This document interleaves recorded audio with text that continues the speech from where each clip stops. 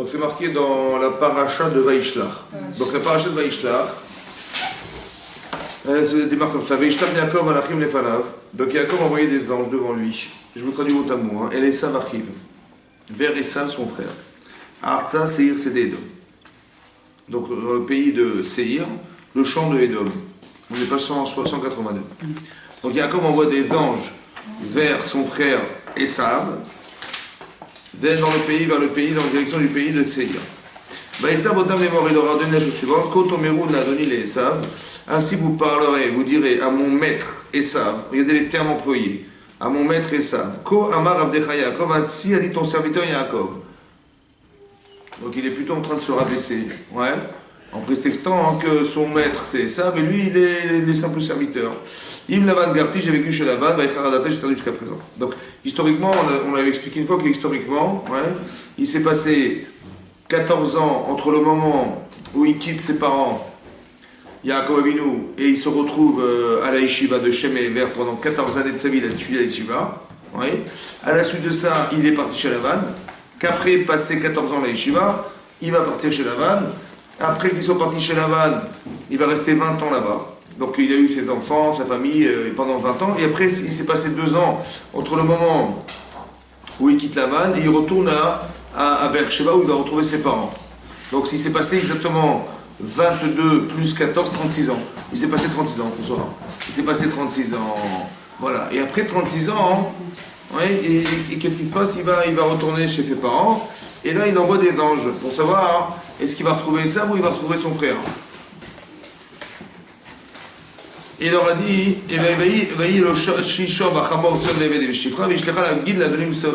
donc il a dit voilà, je t'ai envoyé un shor, un taureau, chamor, un âne, son, du menu bétail, des serviteurs et des domestiques et des servantes pour trouver grâce à tes yeux. Donc il envoie un cadeau. Voilà, il a peur il envoie un cadeau. C'est bon? Maintenant, qu'est-ce que ça fait référence? En quoi ça fait référence à quoi chez vous? Le fait qu'Yaakov, d'abord, il dit je vais envoyer des anges pour savoir si je vais retrouver mon frère ou Esav, et je vais envoyer des cadeaux. Pourquoi faire? Pour amadouer quel côté? Le frère ou Esav? Hein? Esav. Bon, mais il doute Yaakov ou pas? Un petit peu. Hein, il doute ou pas? Il dit j'ai un problème, je ne sais pas qui je vais retrouver. Et dans le doute, je vais envoyer des cadeaux pour soudoyer un petit peu ce frère là, qui est Esav. C'est pas ou pas?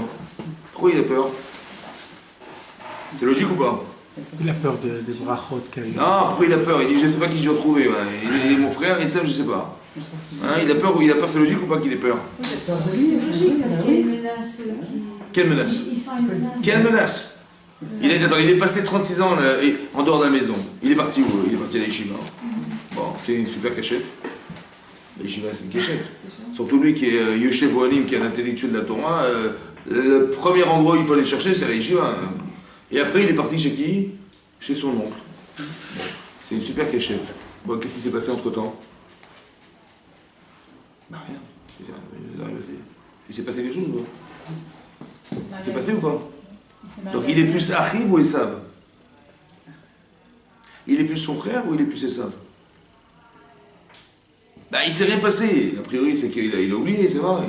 Sa mère, elle a dit, bah, vas-y, retourne chez ton frère, chez ton oncle quelque temps, de temps qu'il se calme, ton frère. Bon, bah, a priori, il s'est calmé, non?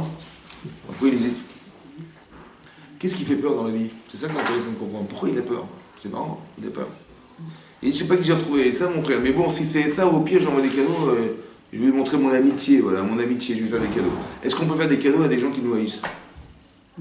Ça a un sens ou pas? En couple, par exemple, sa femme s'est énervée, il dit oui, je vais lui faire un petit cadeau, ça va la calmer. Ça marche ou pas? Hein? Des fois. Hein? Ça parle d'un bon sentiment.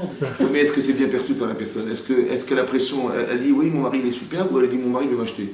Je ne suis pas à vendre. Je dis la première. La première, ah bon? Ah bah, demandez aux femmes, vous allez voir. Il y a du vécu. Il y a de l'expérience. Alors, mais ça marche pas, bien sûr que ça marche pas. Ça va? Il faut être logique que ça marche pas. Pourquoi ça marche pas? Parce que c'est vexant pour une femme de dire mon mari, machin, soi-disant, puis on me donne des cadeaux. Ça marche pas, évidemment que ça marche pas. Mais non!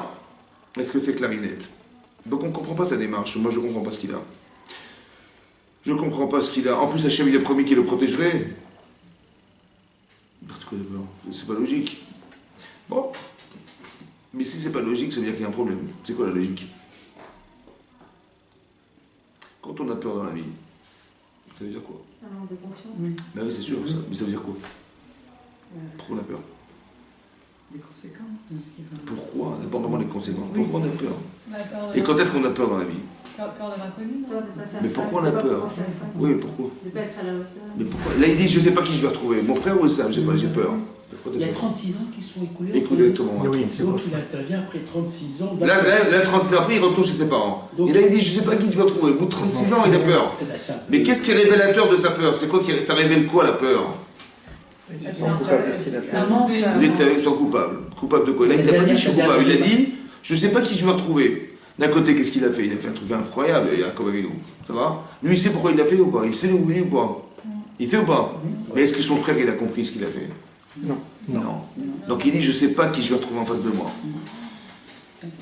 Mais il a raison d'avoir peur, a priori. Parce que d'un côté, moi je sais ce que j'ai fait, mais je l'ai quand même pris d'avoir rat ton père. Maintenant, moi je sais pourquoi je l'ai pris. Mais lui, est-ce qu'il a vraiment accepté? Il a dit à ma mère, elle a su, dit Yaakov, qu'il voulait m'assassiner. Bon, mais manifestement, il l'a pas fait. Je sais pas pourquoi, mais quelque part, j'ai peur. Mais la peur, c'est révélateur de quelque chose de très important qu'il faut comprendre. Ça va? Après, on va expliquer. Ça va? Vous avez compris déjà qu'on comprenne que Yaakov, il est déstabilisé. Et il a fait des formules pour se tranquilliser. Mais de tranquilliser l'extérieur pour tranquilliser l'intérieur. Il dit, je vais envoyer des cadeaux à mon frère, comme ça il va se calmer. Vous voyez? Il pense que quelque part au départ, il va lui se tranquilliser en soudoyant l'autre en face. C'est ça qu'il croit au départ. Ensuite, c'est marqué, Vayashu Amalachim, les anges reviennent. Et Yaakov vers Yaakov, les morts lui disant, Banu Alachicha, et Esav. On revient de chez ton frère Esav. C'est marrant parce que lui, il a dit, Esav, mon frère. C'est un peu redondant, non? Esav, mon frère, c'est redondant. Il aurait dû dire, oui, Esav ou mon frère. Moi, il a dit les deux. Pourquoi il a dit les deux? C'est l'expression de quoi, les deux? Parce qu'il sépare les deux choses, Esav et son frère qui est proche. Très bien. Donc il les sépare quoi? C'est l'expression de quoi, Esav, mon frère? C'est quoi l'expression de quoi? Il a de son doute. Voilà, sans doute. Qu'est-ce qu'ils répondent? Les anges, ils ont répondu l'inverse. Ils ont dit, Echav, il a dit, ton frère Esav. Toi, t'espérais, arrive. Ben c'est Esav. Vous avez compris? Ben justement, il arrive vers toi avec 400 hommes. Justement, il arrive avec 400 hommes. Tu vois, tu t'as pensé à lui, c'est marrant, tu as pensé à lui, tu as eu peur, mais là il arrive. C'est bizarre, non? Tu as eu peur, il est là. Tu vois, justement, Mina Shamaïm, incroyable, il est là. Mais là, c'est Mina Shamaïm. Bah oui, parce que tu dis, tiens, c'est marrant, je pensais à lui, il est Mina Shamaïm. Ça vous rappelle rien, ça ou pas? Ça nous arrive souvent. Ça vous rappelle rien ou pas? C'est quoi les anges? Il a envoyé des anges. Vous envoyez des anges, des fois? Ils arrivent? Hein? Ah, bien, Non, mais toi, Yves, t'en as des anges, des fois? non. Tu téléphones à des anges? Allô? Non, jamais? Très bien. Très bien. Donc, on va parler du foot. Alors. Ça veut dire quoi envoyer des anges? Être proche. Attends, c'est marqué dans la Torah ou pas? Oui. Donc, on va lire cette paracha cette semaine. Donc, normalement, ça devrait nous parler quand même. Ça vous dit quoi? Vous envoyez des anges. J'ai du mal à comprendre. C'est quoi des anges?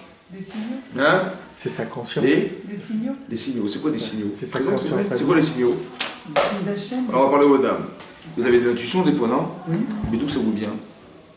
Et tiens, je sens pas celui-là, ou tiens, fais attention à ça, ou tiens, ça, il faut faire, ça. Tiens, mais d'où ça vient? D'où vous avez cette intuition, vous? De Sarah, non? Hein? De Sarah.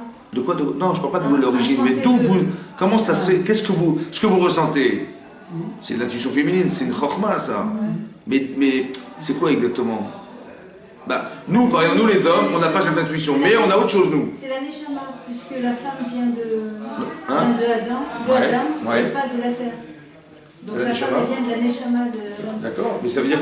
J'ai compris, mais par exemple, quand on a de l'expérience dans le travail, vous avez, je sais pas, ça fait 2-3 ans, etc.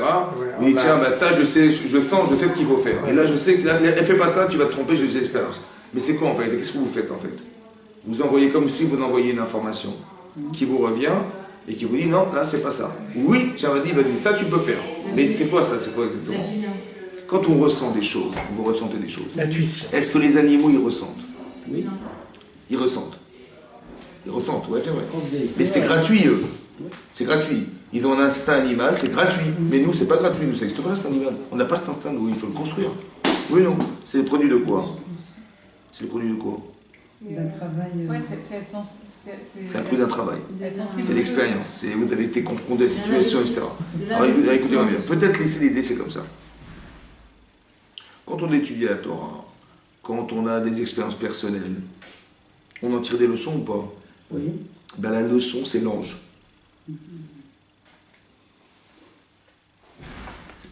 Il y a quelque chose qui existe à l'extérieur. Ça va? Le produit de l'expérience. Rappelez-vous toujours de ça, Rick, rappelez-vous toujours de ça. Quand Abraham Avinu, il fait la Hakedat Yitzhak, il y a un ange qui le stoppe. D'où il sort cet ange? Le Zohar, il dit qu'il sort de la mitzvah d'Abraham. C'est lui qui l'a créé. Vous savez ce que c'est que l'expression de l'expérience? C'est un ange. Vous savez ce que c'est que l'enseignement de ma vie? C'est un ange. Ça va? Maintenant, j'ai été investi, quand vous faites une mitzvah, vous avez créé quelque chose. Ça s'appelle un ange. Maintenant, l'apport de cet ange que vous avez créé vous-même, puisque c'est vous qui l'avez fait, c'est ce que j'appelle la solution d'une expérience. Ça veut dire que je sais, je ressens. C'est l'expression, c'est comme si j'étais pénétré d'un ange que j'ai créé moi-même en faisant une mitzvah. Ou l'inverse, quelqu'un qui fait une avéra, il crée quelque chose de négatif, une expérience négative, qui va faire qu'il investit de ce désir, et bien il va continuer spiral à faire des avérotes. Mais c'est l'ange qui l'a créé qui le pousse à faire. Maintenant écoutez bien, quand vous avez de l'expérience, Jacob il a une telle expérience des choses, il a une telle, comment dire, kedusha en lui, qu'il est capable d'envoyer une information qui lui revient. Vaishlach Yaakov malachim lefanav. Il envoie des anges. Quand par exemple, il vous est souvent arrivé, moi ça m'est arrivé hier encore, je pense à quelqu'un, il m'appelle. Hein? Oui, oui, c'est. Tu dis, tiens, tiens, tu as une longue vie, je pense à toi, tu m'as téléphoné. Vous savez ce qui s'est passé? Vous avez envoyé des anges. Ça veut dire que vous avez l'amitié de quelqu'un qui est fort. Vous les voyez, hop, il vous appelle. Vaishlach Yaakov malachim, il envoie des anges. Ça veut dire quoi? Vous avez quelque chose, vous avez un contact, vous avez une amitié profonde, mais cette amitié, elle est spirituelle. Est-ce que vous comprenez que l'amitié, c'est spirituel? Et bien cette amitié, vous l'avez exprimée, et ben elle est partie là-bas et elle revient. Ça va? Et l'autre, il a le même réflexe que vous de vous appeler parce que vous avez envoyé un ange. Mais d'envoyer des anges, c'est d'envoyer des ondes, en fait, comme si que vous aviez quelque chose en vous, qui partait, qui revenait. C'est comme les chauves-souris. Elles se déplacent avec des ondes. Hop, tac, il y a un mur, il y a un machin. Donc c'est pareil, ça revient. Ça va? Et bien ça, c'est ça les anges. Et comme si que Jacob, il avait une telle maîtrise de ses sentiments qu'il avait l'intuition que ça ne va pas aller comme il faut. Il a vu son frère ou pas? Non, mais ça sent mauvais. Il dit non, je ne sens pas ce truc-là. C'est une siyata d'Ishmaïa qui vient du ciel, mais qui vient de l'expérience de la Gdusha de Yaakov Avinu. Comme une femme, elle dit non, fais pas ça, fais ça. D'où tu sais? Je sais pas, je peux pas t'expliquer, c'est incohérent, c'est pas logique, c'est pas cartésien, mais c'est un sentiment que j'ai. C'est un ressenti. Comme si qu'une femme, elle avait quelque chose en elle, qui part et qui revient, qui dit non, laisse tomber, je ne sens pas. Mais tout, c'est des malachim. Ça veut dire qu'on a une Gdusha en nous, qui vient de quelque chose de profond qui est en soi, qui est unique chez l'être humain, qui est comme ça. Mais Yaakov, il a une maîtrise. Il peut dire, il peut sentir, il peut faire appel à ces choses-là. Ça va? Il maîtrise. Donc il envoie, qu'est-ce qui vient? Il apprend qu'il y a 400 hommes qui viennent avec lui. Ça vous ne trouvez pas choquant qu'il a pensé, il a eu peur de trouver Esav, et il a trouvé Esav. Il a eu peur, il dit, je ne sais pas qui je vais trouver. Mon frère, Esav ou mon frère? Ils ont dit, ton frère laisse tomber, c'est Esav qui arrive. Pourquoi c'est Esav qui arrive? C'est bizarre, hein? C'est parce qu'il a créé sa réalité. Très bien, que quoi? À partir de ses Est-ce signaux que, qu'il a envoyés. qui c'est qui l'a créé? Est-ce qu'il a créé la réalité ou on lui envoie cette réalité? Mais en fait, c'est sa peur qui a émis des ondes, qui a Très créé bien. la réalité. Très bien. Et du coup, il a retrouvé. Dommage qu'il ait pensé mal alors. Voilà, c'est ça. Dommage qu'il ait pensé À mal. cause de sa peur. Dommage? Bah oui, dommage. Ou bien, pas dommage, c'est ce qu'il est, Yaakov. Il a peur. Donc qu'est-ce que fait Hachem? C'est qui a envoyé Esav? Ah, d'accord. Donc, Hachem. tant mieux. Pourquoi il lui a envoyé Esav, Hachem? Oui. Bah, pour Pour- le confronter à sa peur, pour Solutionner sa peur. T'as compris? C'est très vrai, Radak. On leur a C'est-à-dire fait- que la réalité, c'est une solution ou c'est un problème? C'est une solution. C'est une solution. Tu dis, tu as un problème avec Esav, il faut que tu le confrontes, il faut que tu le soulèves, il faut que tu le soulages. Et tant que tu ne l'as pas soulagé, ça reste profondément ancré en toi, tu auras toujours cette peur. Mais dans la confrontation, tu vas la solutionner, c'est toi qui vas l'éliminer. Donc Hachem, il a fait un chesed à Abraham, à Yaakov, de lui proposer son frère en face. Vous avez compris? Alors qu'en général, comment on le vit ça? On dit, mais c'est incroyable. On a une galère, c'est pas normal. J'avais peur, mais tu vois, c'est tombé, j'en étais sûr. Tu vois, quand on raisonne, on dit, tu vois, ne parle pas, ça va nous arriver. Tu vois? Tu comprends comment ça marche? Je dis, tais-toi, ça va nous arriver. Mais non, mais c'est une tauba que ça arrive. Parce que maintenant que t'es confronté, puisque t'en as peur, tu vas pas vivre avec ta peur toute la journée avec ça, tu es faible. La peur, c'est l'expression d'une faiblesse. Donc Hachem, il va absolument éliminer la faiblesse. Pourquoi? Pour la vaincre et en faire une force. La transformer Ben tout parce ça que, en force. pour deux raisons. Parce que je ne serai jamais moi-même si j'ai peur. Ça c'est un. Et deuxièmement, si Hachem ne le fait pas, moi je vais lui dire un jour pourquoi tu ne l'as pas fait. Moi je ne peux pas le faire, mais toi tu peux le faire, pourquoi tu ne l'as pas fait. Pour ne pas que... Ouais. Hachem il est proche de nous, vous avez compris? Donc il sait exactement ce qui est problématique ou qui risque d'être un jour problématique. Donc Hachem il fait tout en sorte d'éliminer tout ce qui est un problème pour qu'on arrive entier au là-bas. Donc l'épreuve, c'est quoi l'épreuve? C'est une manière d'épurer la saleté. Vous avez compris? Tout ce qui est négatif, tout ce qui n'est pas clôturé, qui n'est pas solutionné chez moi, ça va m'arriver. Mais d'où je sais que j'ai un problème? Parce que j'ai peur. Parce que je doute. Parce que je suis craintif, je bégaye, j'ai peur de certaines choses, etc. Et bien cette chose-là, en vérité, c'est exactement ce qui va m'arriver, qui devra être confronté pour être solutionné. C'est clair. C'est ça qui est marqué là. Mais Oui. on doit l'exprimer, cette peur, puisque Yaakov l'a exprimée. Ouais. Si on ne l'exprime pas, Mais exactement. les ondes ne Quand vous dites exprimer, c'est-à-dire que j'ai peut-être pas forcément besoin de le dire, non, je le sais. Mais moi j'ai entendu Je qu'il le fallait sais. vraiment dire les choses, parce qu'on dit que... Enfin, on dit que le monde a été créé à partir de la parole, et c'est la raison pour laquelle nous, on doit parler quand on demande C'est quelque vrai, chose. c'est vrai à que ce Hachem. que vous dites, c'est ce que vous êtes en fait. Donc si vous avez peur, on va l'entendre. Mais je On va pense le que là... sentir ou on va l'entendre? Par exemple, Avraham Avinu, est-ce qu'il a dit, ah, tiens, j'aurais dû amener le Corban, il a dit, ah, tiens, j'ai fait une guêpe, j'aurais dû amener le Corban il y a 35 ans. Non, et Hachem, il sait qu'il y a un souci qui n'a pas été réglé, il va lui faire la Kedah, c'est sa solution. Vous avez compris? C'est-à-dire que, en fait je peux même interpréter mon existence de demain, parce que je sais qu'est-ce qui me fait peur. Je sais de quoi il fait ma vie, et je sais exactement là où ça va et là où ça ne va pas. Je peux même appréhender mon existence, tellement c'est fort ce principe. Parce qu'il a fini, il a envoyé hop, il dit, bah ouais, t'avais raison, ils arrivent à 400 hommes. Ça veut dire pour moi deux choses. Un, peut-être, ça veut dire que ma réalité, c'est ma conception. Si je doute d'une réalité, eh ben ma réalité, elle va être fonction de ma conception. Si j'ai peur, eh ben Hachem, il va m'envoyer un truc comme ça. Vous avez compris? Vous avez compris ça? Mais est-ce qu'on peut préméditer Ben oui, c'est ce que je vous explique. Si je sais que j'ai un problème à ce niveau-là, il va m'arriver sûrement un truc qui correspond à ce problème. Il va m'arriver, c'est sûr et certain. Mais c'est pas dans le sens négatif, encore une fois. C'est pas qu'on cherche des malheurs dans la vie. Hein. C'est de comprendre que je sais mon problème. Donc je sais qu'il va m'arriver un truc comme ça, c'est pas shoot. Parce que je crois en Dieu. Ça va? Si je comprends en Dieu, je dis, bah tiens, j'ai pas eu de peau. Ça va? Mais si je crois en Dieu, je dis, je sais exactement. Yaakov, il dit, je sais pas, j'ai des femmes, mon frère, je sais pas. Je sais pas qui va venir. Mais si tu sais pas, c'est qu'il y a un problème. Donc ce problème, il faut qu'on le solutionne. Il y a un manque chez toi, ça va? Et donc il va voir et ça va arriver. La Torah nous dit... la Torah, je continue la paracha. Est-ce que vous êtes avec moi ou pas? Ouais. Très bien. Alors, il y a des chumashim, hein, si vous voulez suivre dans les mots. C'est important de voir dans la Torah dans les mots, c'est très important. Parce que la Torah est divine. Alors, divine. Divine. Hein? Une question, c'est-à-dire que, juste pour revenir à un point que vous avez dit juste avant, c'est-à-dire que plus on est Kadosh, plus notre intuition elle est grande, forte. exactement, yes. On sent les choses, exactement. La Kedusha, c'est la capacité de mettre du contenu dans les choses. La Kedusha, c'est la spécificité qui est dans l'homme. Plus on est profond, plus on a une personnalité forte, etc. C'est ça la Kedusha de la personne. Ça va? Kadosh, on a expliqué, Kadosh c'est quoi? On dit ça en français, mais la Kedusha, c'est la spécificité. Qu'est-ce qui rend spécifique la chose? Ouais. Et plus elle est grande, la spécificité, plus elle est respectable. C'est clair? Ok. Maintenant c'est marqué, donc il arrive à 400 hommes. Alors regardez, on continue la paracha. Je tourne la page, 184. Vous avez trouvé la page? Je tourne la page? Tournez la page. Il suffit de la prendre dans la main et la tourner. Pas... Alors, Vaïra. Vaïra Yaakov. Vaïra, il a eu peur Yaakov. Méhod. Énormément. Vaïetzerlo. Il était inquiet. Vaïar, Vaïetzer. Vaïar, il a eu peur. Vaïetzer, il était inquiet. Rashi explique, regardez Rashi dans les mots. Le premier Rashi de la colonne de droite. Vaïra, Vaïar, Vaïetzer. Vaïar, Shema Yareg. Vayetzerlo, im yarogu et acherim. Rachid dit, il a eu peur d'être assassiné, Shema Yehare, qu'il soit condamné à mourir, et il a eu peur de tuer. C'est marrant, hein? Il a eu peur d'être tué, il a eu peur de tuer. Ben mais non, pourquoi il a eu peur de tuer? Ben, si on nous agresse, il faut se défendre, non?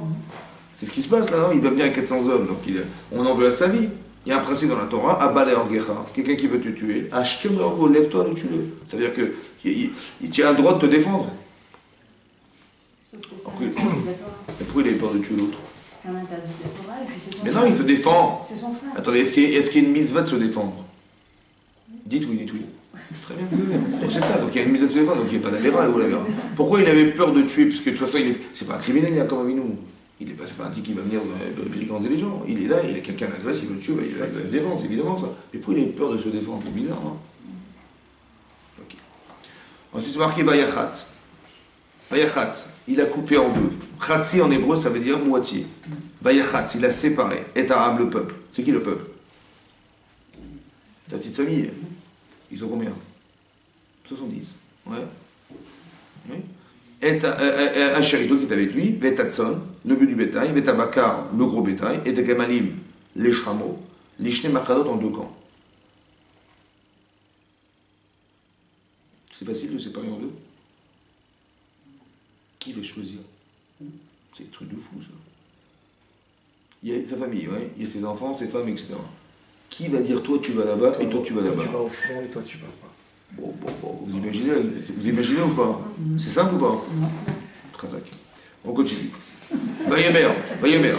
Non mais je vous mets dans le truc pour que vous compreniez le problème, parce que sinon c'est... Vayemer. Im yavo et ça. Regardez comment il a réfléchi, Yaakov. Dans le scénario. Hein? Comment? Dans le scénario. Dans le scénario. Alors, Vayemer et Vayemer, ça veut dire il a dit. Donc là, comme il parle. Im yavo et ça. Si arrivé ça, la machane achat, il vient vers un camp. Veikaoui qui va le frapper ce camp-là. Veaya machane nishar lifleta. Le machane, le deuxième camp, puisqu'on l'a coupé en deux, qui restera, lifleta, il va se sauver. C'est bien ça, c'est comme ça qu'on fait la guerre. C'est comme ça qu'on fait la guerre. Mais non, on dit qu'il s'est préparé à la guerre. Ben, il a fait la guerre, vous savez comment il a fait la guerre? Il a dit, ben voilà, si Esav il attaque un camp, ben, au moins il va attaquer celui-là, et au moins on se voit l'autre partie, on se sauve. Ça va? Lequel, je ne sais pas, mais en tout cas, il y en a un des deux qui va se sauver. C'est comme ça qu'on fait la guerre. Ou qu'on évite la guerre. Vous savez, il a tellement peur de tuer, que le seul truc qu'il a trouvé à faire, c'est de couper le camp en deux. Il n'est pas dans la confrontation. Pourquoi? Il n'est pas dans la confrontation. Il ne va pas confronter. Non, il va échapper. Ça veut dire quoi ça? Il y a un rapport avec le nombre, ils étaient 400 ou 70, déjà il y a... Oui, c'est sûr. Mais pourquoi il n'a pas dit, bon, on va tous se sauver? Non, il a dit, bon, on ne peut pas se sauver de toute façon, donc on va y frapper. Plutôt que de tout perdre, il vaut mieux perdre la moitié. C'est comme ça qu'il a réfléchi. Mais c'est ça la guerre, il a fait la guerre. C'est la guerre. C'est bizarre, non? Ok, on continue? Je fais exprès de vous poser des questions pour que ça soit clair qu'on ne comprend rien. Alors, Vayemer Yaakov. Donc, a dit Yaakov, Eloké a dit Abraham. Il a dit Yaakov. Donc, il a dit, on va partager le camp en deux. D'abord, il a envoyé des cadeaux. Après, il a dit, on va partager le camp en deux. Et après, il a dit quoi? Vayemer Yaakov. Il a dit Yaakov, Eloké a dit Abraham. Le Dieu de mon père Abraham, Veloké, Avi Israël, et le Dieu de mon père Israël. Hachem a Omer Elai. Hachem qui m'a dit, Chouv le Artsecha. Retourne dans ton pays, où Molatecha, l'endroit où tu es né, Veitiva Imach, et je te ferai du bien. Tu vois, un jour quand je suis parti, j'ai rêvé d'une échelle. Et là-haut, en haut d'échelle, il y avait Hachem, il a dit, voilà, un jour tu retourneras dans ton pays. Ben, c'est le moment, voilà, je retourne dans mon pays. Et là, tu m'as dit que tu me ferais du bien. Donc il est en train de prier Hachem, de quoi? De lui sauver sa vie. Katonti Mikola Chassadim. Katonti, Katan, c'est quoi Katan? Petit. Katonti, tu m'as rendu petit. Mikola Chassadim, de parmi tous les Chassadim, tous les bienfaits, ou Mikola émet toutes les vérités, Asher Asita et Avdecha, que tu as fait ton serviteur. Et là, on explique que tu vas Raptissi. Ça veut dire quoi Raptissi? Il mesure 1m95, il mesure 1m82. C'est quoi Raptissi? Ça veut dire quoi Raptissi, ça veut dire comme ça. Yaakov, il est sorti de chez Laban. Il est sorti riche ou pas? Oui. Mais comment il est devenu riche? Mais il a dit c'est simple, tous les chevreaux qui auront des petits points, ils seront marrons, moi je les prends. Il n'y en a aucun. J'ai dit, vas-y, fonce. Et toutes les brebis elles avaient toutes des points. Après, il a dit, mais attends, c'est pas possible. Là-bas, il a dit, non, on arrête, non, on fait l'inverse, on change le truc. Tous ceux qui ont des petits points, je les garde, et toi, tu prends les autres, pas de problème. Il a versé, tout a versé. C'était miraculeux. Donc, il aimait tous ces miracles d'où ils viennent. Quand on fait des miracles à des gens, qu'est-ce qu'on est obligé de faire? On est obligé de leur enlever dans la baba. Bah oui. Rachid dit qu'on est obligé de liquider son lamaba pour que ces choses s'appliquent. Et il a dit, mais maintenant que tu m'as fait tous ces miracles, qu'est-ce qui me reste là-haut? Il me reste rien. Il dit Rachid, bah, c'est pour ça que je suis tombé entre les mains des sables, parce que j'ai plus de trouillettes. C'est ça qu'il a pensé, oui. À cause de quoi? Parce qu'il est devenu très riche.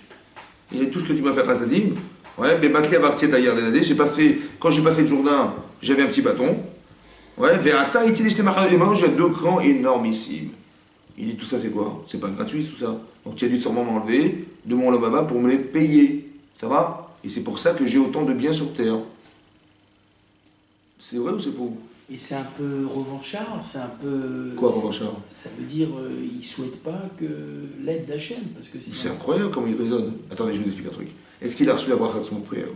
Oui. Qu'est-ce qu'il lui a dit? Papa, il dit, tu auras des brachot, la terre, la machin, tout ça. Donc s'il est riche, c'est normal ou pas? Mais bien sûr, Non, c'est pas des miracles, c'est une bracha. mais bien sûr, qu'est-ce qu'il a marqué ici? Est-ce que vous comprenez le français? Alors comme ça, écoutez bien. Et c'est que ça peut-être qu'il faut comprendre ici. C'est comme ça qu'on réfléchit. Peut-être, c'est comme ça. Si Jacob il est tzaddik, est-ce qu'on en veut à sa vie? Non. Il en veut à sa vie ou pas? Oui. Donc il a un problème. Mais je comprends pas, si je suis un tzaddik, normalement on ne devrait pas en vouloir ma vie. Donc si on en veut ma vie au point de mourir, parce que là, mais ça, il ne veut pas lui offrir un cadeau, hein, avec les 400 hommes, il veut lui faire sa fête, mais pas la bonne, la fausse, quoi. Là. Oui, non. Cette image qu'on lui renvoie, c'est de lui dire quoi? Est-ce que quand on croit à Hachem, on croit en Hachem? Pas on dit, ouais, Hachem il est là-haut, mais moi, je me débrouille avec ma vie, hein. Non, Hachem, il lui a téléphoné, il a envoyé les 400 hommes. C'est lui qui l'a envoyé. Donc il est clair, Jacob Vino, il est clair. Maintenant, il y a un message qui arrive, on lui dit, tu vas mourir. C'est ça que c'est le message, oui ou non? Mais si je suis tzaddik, bah putain, on en va ma vie. Si j'ai reçu la bracha de mon père, si Hachem lui-même il m'a dit retourne en Israël et je serai avec toi. Manifestement, il est avec moi ou pas? Il est avec moi ou pas? Mais non, puisqu'on veut me tuer. Bah oui, mais c'est... Donc il est avec moi ou pas? Mais c'est pas incohérent. Non. Ah, il n'est pas avec moi, Hachem. Et donc les brachot que j'ai, je les mérite ou pas? Mais évidemment. Que non, puisque Hachem il m'a dit, si tu es avec moi, je serai avec toi, je te garderai, etc. Il est les brachot de mon père.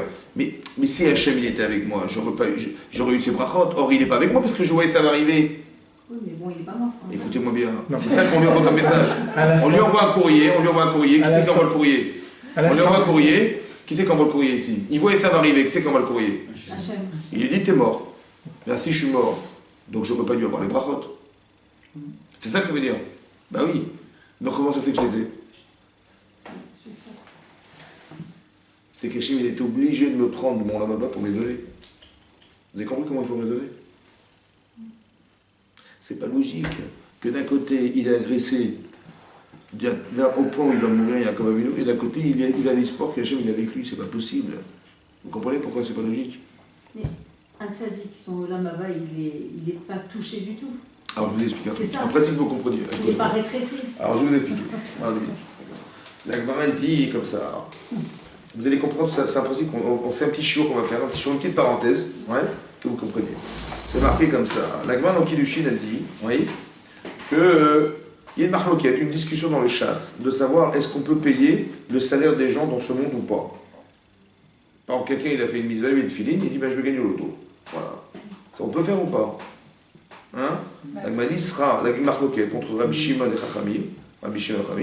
Rabbi Shimon il dit sera le salaire Behayalma dans ce monde, n'y croyez pas. Il n'y a pas de salaire d'immigrant dans ce monde. Et la lacha, il est comme Rabbi Shimon, qu'il n'y a pas de salaire d'immigrant dans ce monde. Tout est réservé dans le monde futur. N'espérez pas avoir quelque chose sur la terre, il n'y aura rien de ce que vous faites. Ça va? Que l'usufruit des mitzvot dans certaines mitzvot. Mais le reste, tout est concentré dans le monde futur. C'est clair? Pourquoi on ne peut pas payer des mitzvot dans ce monde? Pourquoi on ne paye pas des mitzvot dans ce monde? Vous savez pourquoi? Parce qu'on ne peut pas les payer. Ça va? On ne peut pas les payer. Ça veut dire qu'il n'y a pas de quoi payer. Oui, Parce que c'est éternel. Parce que c'est infini. Vous comprenez que quand vous faites une mitzvah, vous atteignez l'infini. Donc le salaire, il est infini. On ne peut pas le payer. C'est bon? Donc imaginez-vous tout ce que ça représente. Ça veut dire que depuis la création du monde jusqu'à aujourd'hui, tout ce qui existe, ça ne peut pas payer une mitzvah.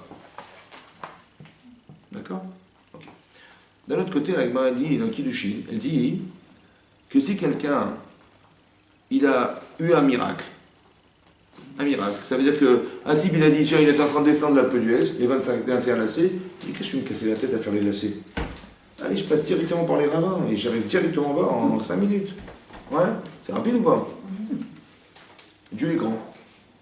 Bon, il est descendu, il n'est pas mort. Il a descendu le ravin direct. L'Agmani, pour ne pas qu'il meure, on a été obligé de l'enlever dans la Maba, du salaire du monde futur. Mais c'est contradictoire. D'un côté, tu m'as dit qu'on ne peut pas payer un salaire dans ce monde. Et par contre, on peut l'enlever pour payer de la vie. C'est contradictoire ou pas? Oui. Parce qu'il a fait des mitzvot dans ce monde. Il a fait des mitzvot, il a un paquet comme ça. Voilà. Mais pour qu'il continue à vivre, monsieur, on est obligé d'être menaké misriotav. On lui nettoie son monde futur pour lui donner la vie. Ça va? Comment ça se comprend, la contradiction? D'un côté, on dit qu'il ne peut pas payer le salaire dans ce monde-ci. D'un côté, tu vois l'inverse. Comment c'est possible? Avec les mains. Perké Avot, c'est marqué en Perké Avot. Que Yafé Sha'ahat, comme il est beau l'instant dans ce monde, Sha'a, un instant, de Torah au Ma'asim Tovim, de Torah, on étudie la Torah, ou Ma'asim Tovim fait des mitzvot, Mikol Chaye Olam Haba, plus que tout le monde futur. Un instant dans ce monde-ci de mitzvot, il vaut plus que le monde futur. Pourquoi?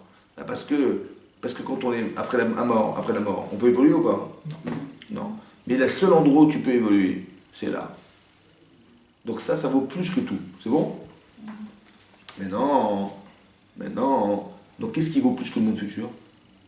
L'occasion de faire des mitzvot, l'occasion de vivre. C'est pour ça que pour qu'un homme il puisse vivre alors qu'il aurait dû disparaître, on est obligé de lui enlever du Olam Haba pour le faire vivre. La seule chose qui fait que... Maintenant, tous les chassadim, tout ce qu'un homme il n'aurait jamais pu avoir et qu'on lui a donné, c'est que forcément on a été obligé de lui prendre de son Olam Haba pour lui donner. Vous avez compris ça? C'est de ça qu'il a eu peur, Yaakov Avinu. En apparence, il est milliardaire et en vérité, il a peur. Il a peur que tout ça vienne du fait qu'on lui ait payé son Olam Haba sur terre. Vous avez compris ou pas? Et d'où il sait ça? Comme c'est marqué dans la paracha de Vetranan, à la fin de Vetranan, Hachem, il est Meshalem, et Sraram, les sonav, el panav la vido. Il paye au rachat le salaire dans ce monde futur, dans ce monde-ci, pour le perdre. Pourquoi? Parce que le type, c'est un rachat. Mais il a fait des mitzvot. Donc Hachem, il est juste. Il dit, mais qu'est-ce que tu voulais? Il dit, moi, je voulais un yacht, je voulais une belle voiture, une belle femme, une belle maison. Il dit, ouais, pas de problème, on te paye avec lui. On peut lui payer, pourquoi? Parce qu'on peut monnayer le Olam Haba en fonction de l'intérêt qu'un homme il a d'exister dans son ramassé. Ça, c'est un rachat. Vous voyez? L'Agma dit que à quoi l'Agma ça ressemble? Il dit qu'un rachat, il ressemble à un tronc d'arbre pourri, et au bout, il y a des branches qui sont pourries, mais au bout, il y a des petites fleurs, des petites feuilles, des petits machins. On lui retire, on lui donne. L'arbre, il est pourri. Mais un tzaddik, c'est l'inverse. Il a un tronc en béton, il a des feuilles, des mais au bout, il y a des branches un peu pourries. On casse les branches, on lui donne dans son ramassé. Donc, il va souffrir dans son ramassé, mais qui est quelque part réparateur de son bel arbre. On se débarrasse d'eux. Vous avez compris? C'est ça qui arrive à Yaakov. Mais lui, il a peur qu'on lui paye. C'est vrai? C'est-à-dire que c'est exactement l'inverse de ce qu'on croit. Tu dis, mais le type, il n'y a pas de problème. Il vaut mieux avoir peur. Il n'y a pas de problème, c'est bizarre. C'est un rachat, il n'y a pas de problème. Bizarre, on ne s'occupe pas de lui, quoi. C'est un meuble, on ne s'occupe pas de lui. C'est vrai. Il a quand même accepté la confrontation des Qui? orages. Yaakov. Attendez, il n'a pas accepté, il a eu la conscience de la confrontation. Il a eu peur de la confrontation. Mais on lui envoie la confrontation. Mais écoutez-moi bien. Vous avez compris de la logique ou pas? Maintenant, ce qu'il faut comprendre derrière, c'est ça. Tout ce qui m'arrive, c'est un message. Vous avez vu la lecture qu'il a, Yaakov Avinu, de sa vie, de comment il perçoit la réalité, Yaakov. D'un côté, il a peur. Donc il dit, je ne sais pas si j'ai retrouvé ça, ou Yaakov, je ne sais pas. Ou j'ai retrouvé mon frère, je ne sais pas. Mais le fait qu'il doute, c'est révélateur d'une défaillance. D'une défaillance. Et cette défaillance-là, elle est perturbée par une situation de vie qui fait que je ne sais pas ce qui va m'arriver. Mais Hachem il dit, puisque tu en as peur, alors on va te l'envoyer pour que tu la solutionnes. Ça va? Mais manifestement, Yaakov, ce qu'il a fait, ou disons ce qu'il n'a pas fait, le condamne. Là, il n'est pas en train de perdre de l'argent, Yaakov Avinu, là. Il perd quoi, alors? Il perd sa vie, là. Ça va arriver, il va le tuer. Donc manifestement, il a dû faire une avéra qui remet sa vie en cause. Pas qu'il a fait un petit truc, il va faire tchouva. Non, non, non, c'est terminé. Il y a quelque chose comment vous dire, qui remet toute sa vie en cause. Il y a quelque chose en lui qui est problématique, qui remet sa vie en cause puisqu'on veut le tuer, Yaakov Avinu. C'est de ça quand il a peur, Yaakov Avinu. C'est ça qu'il voit en arrivant. Vous avez compris? Et comment il le traduit? Il dit, si on veut m'agresser au point de me tuer, c'est que j'ai un problème qui remet toute ma vie en cause. Alors comment ça se fait que j'ai des brachot et des machins, comment c'est pas possible? N'est-ce pas que Katanti Mekol Chassadim, on a dû me retirer de ma bab? C'est ça que je vois en fait. La réalité que je vois, c'est pas la bracha de mon père, c'est la bracha que j'avais qui a disparu. Donc qu'est-ce qui me reste héros? C'est pour ça que je vais tomber entre les mains des sables. Et donc il prie Hachem de le sauver. Ça va? C'est ça qui est marqué dans la Torah. C'est pour ça qu'il a prié. Mais non, comment il s'est battu, Yaakov? Il s'est battu comment il s'est battu? Mais il a séparé le camp en deux. Il a eu peur de tuer. Alors j'ai pensé comme ça. C'est quoi l'idée? C'est comme ça. Mais ça, c'est un regard très spécial. Ça va? Qui n'est pas forcément le nôtre. Parce qu'aujourd'hui, on se bat contre la réalité qui nous agresse. Mais Yaakov, il avait une autre perception, il avait compris autre chose, Yaakov. Comme ça. Tout ce que je vois, c'est le miroir de ce que je suis. Partie du principe. Mon cachet, quand Hachem lui envoie, ils savent. C'est un courrier qu'il m'envoie. Il me dit, voilà, je t'informe. C'est vous, c'est comme ça qu'on va. Vous savez de quoi j'ai peur? Dit Yaakov. C'est de déchirer le courrier. Vous avez compris ou pas? Tu dis, mais c'est pas lui le problème. Tu dis, ce qui arrive, je vais le tuer. En fait, j'ai peur de tuer. Vous savez pourquoi j'ai peur de tuer? Parce que j'ai peur de croire que ce qui m'arrive, c'est comme une mauvaise nouvelle qu'on m'amène et je la déchire. Ah, parce que tu as envie de déchirer la lettre, alors le problème il est parti. Ah bon, tu crois? Comme ce que tu crois que tu vas tuer l'autre alors que ton problème il est soulagé. Je ne veux surtout pas rentrer là-dedans. J'ai peur de tuer. Parce que ce que je vois n'est qu'un message. Et j'ai peur de croire que le problème c'est l'autre. Non, non, non. Le problème c'est toi. Maintenant, ce que tu vois n'est que la réalité de ce que tu n'as pas solutionné. Ne crois pas. Donc tu as peur. Lui, il avait peur de mourir, c'est logique, parce qu'il a envie de vivre. Ouais, il a envie de se solutionner. Mais il n'a surtout pas envie de rentrer dans l'image de ce qu'il va voir. Surtout pas rentrer là-dedans. Parce que si tu rentres dans l'image, tu vas vouloir tuer ce qui t'arrive. Et détruire ce qui t'arrive n'a aucun sens puisque c'est Hachem qui t'envoie ce courrier pour te dire que tu as un problème. Ne tape pas la lettre. C'est juste une information. L'autre n'existe pas. Il n'est qu'une information. Vous avez compris la conception qu'on a? Pour ça qu'il dit qu'en attendant, je vais couper le truc en deux. J'ai pas envie de tuer, donc j'ai pas envie d'être un agresseur. Parce que le message profond que Yaakov il ressent, c'est de ne pas croire en cette réalité-là. Cette réalité n'est qu'une réalité fictive qui n'est là que pour me faire savoir quelque chose. Mais le vrai travail, c'est un travail que je dois faire toi moi-même. Ça va? Je vais avoir confiance en ce que je suis. Je vais réussir à me battre contre cette partie qui me fait peur, qu'il faut définir. Vous avez compris? Mais la peur que j'ai, et la peur qu'on m'organise, c'est une peur qui a une nécessité de transformer ma personne. Manifestement, le Yaakov que je connaîtrais, un Yaakov, celui-là, il ne doit pas exister. Puisqu'on veut me tuer. Vous avez compris comment ça peut comprendre? Je suis désolée, j'ai rien compris. Vous avez pas compris? Parce que vous dites déjà le miroir. Si Écoutez, ils savent c'est le miroir de ce que je suis, donc je dois avoir peur de l'image que je renvoie. Exactement. Est-ce que je vais casser le miroir? Non. Est-ce que je vais tirer sur le miroir? Mais Non, ça parce sert qu'il à a rien. peur pour soi. Parce que demain, il y a un autre miroir qui va venir. Est-ce qu'il a peur pour Esav ou peur pour lui? Il a peur En fait, de il a croire. peur Moi, pour c'est lui. j'explique comme ça. Il a peur de croire que le problème, c'est ça. Donc il dit, qu'est-ce que je vais faire? Je vais tuer ça. Un petit peu comme l'erreur de Caïn et Abel. Qu'est-ce qu'il fait Caïn? Caïn, il n'a pas avec son frère. Qu'est-ce qu'il fait? Mais comment je vais me soulager? Je vais le tuer, évidemment. Quand je l'aurai tué, j'aurai tranquille. Est-ce qu'il s'est solutionné? Est-ce que la haine, il a enlevé? Est-ce que la jalousie, il a enlevé? Non. Il a juste éliminé le moyen, le miroir. D'où je sais que je suis jaloux? Parce que mon frère, il me dérange. Je dis, c'est ça, je vais le tuer comme ça, je suis tranquille. Mais t'as rien compris. J'ai peur de tuer, ça veut dire quoi j'ai peur de tuer? J'ai peur de croire que si je me débarrasse de l'autre, j'aurai plus de problème. Mais c'est n'importe quoi. Vous avez compris ça? Tu vas tuer ça, mais demain il y aura un autre type. Parce que je va te renvoyer un message pour dire t'as pas solutionné ton problème. Et c'est pas lié à un manque d'émouna. Déjà comprenez ça déjà. C'est clair ça? C'est clair? C'est-à-dire que ce que Yaakov a compris, c'est que le problème il n'est pas ce que je vois. C'est ça la Emunat Hashem. C'est que ce qui m'arrive n'est que le coup de téléphone du bon Dieu qui a mis en image un scénario qui me rappelle quelque chose. Ça va? C'est tout. Donc Yaakov il dit j'ai peur de mourir, c'est sûr parce que je m'envoie notre message pareil, mais j'ai peur de tuer, ça veut dire de croire que le problème c'est l'autre, le problème c'est la lettre, le problème c'est le message. Et moi, parce que là c'est pas une lettre, c'est un titre qui arrive. Mais en vérité, c'est une être. Il n'y a rien derrière. Ça, c'est une chose qu'il faut comprendre. Ça va? Maintenant, un autre principe qu'il faut aussi comprendre. Manifestement, Esav, il a une force. Oui, non. D'où lui vient sa force? La bracha de son père, il a une Il a bracha. dit, Cher Bechatiri, tu te rappelles ou pas? Qu'est-ce qu'il a dit son père? Quand tu verras les Israéliens qui font des avérotes, tu pourras frapper dessus.